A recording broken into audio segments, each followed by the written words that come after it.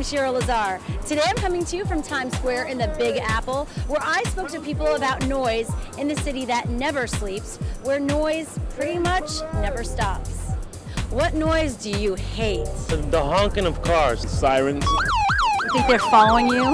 No, but it sure as hell sounds like they are. Screaming. So you don't want to scream, do you, Zach? I hate burping. Absolutely hate it. Dogs barking. A baby crying on an airplane. When people whistle. Someone hacking and coughing from their smoking. What's your favorite noise? Honey, I'm home. The fireworks. Boom. A woman's laugh. How about that? That's behind closed doors. Yeah, well, that's what the good sounds are.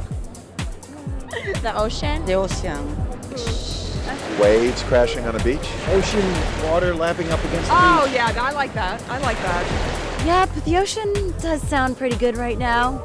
I'm Shira Lazar. For more of The Tomorrow Show, just go to cbsnews.com/tomorrowshow.